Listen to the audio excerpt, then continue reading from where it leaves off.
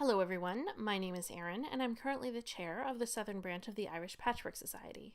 In 2015 we started our Block of the Month project. I am currently going back and putting these slideshow presentations that I made at the meetings with the Block of the Month on the internet, so anybody who is a better visual learner could use these to learn how to make the blocks. You can find all of the materials for how to make this block and all of the other blocks of the Block of the Month project at our website, which is www.ipscork.com. So this is December's block, and it is the Flying Dutchman. And so it looks like this. So if you haven't had experience with making flying geese, this is an excellent block to start with. Your cutting instructions. For your background fabric, and in my example I'm using white, you're going to need 16 3.5-inch squares, and then out of two different fabrics, so I have green and then I have a blue floral. You're going to cut 4 3.5 by 6.5-inch rectangles from each of the fabrics for a total of 8 rectangles. So I just did 4 of each color. You can also do, for those big rectangles, you can do that with an individual, like each one is an individual color, or if you're using scraps, but this is how I drew, or this is how I made mine. So using a marking pen of choice, and I like the friction pens, you're going to draw a line from corner to corner of all of those white background squares that are 3.5 inches big. You're going to layer one background square on top of one of your rectangles, and then ensure that your line leans towards the center of that rectangle, and then you're going to sew directly on the line.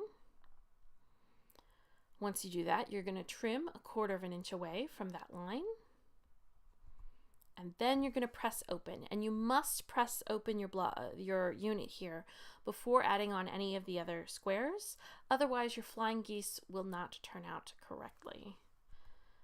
So once you finish that part, you're going to add the second square on and ensure that line leans toward the center so they meet, and you're going to sew directly on that drawn line. And again, you're going to trim 1/4 inch away from that line, and then you're going to press open, and you're going to make a total of 8 flying geese units. Once you do that, you're going to decide on your arrangement. So I've got a few examples here for you. So I started out with the green in the center, kind of having that pinwheel effect, or you could have the blue in the center. That looks nice as well. Or you could just have your flying geese aiming in the same direction, but I ended up deciding to go with this layout here.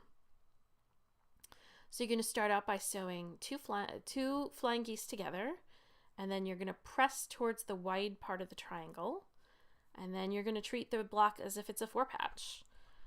You're going to sew the units in the rows together, and then ensure that you press towards the wide part of the triangle to ensure that your seams will nest, and you will have a perfect point intersection.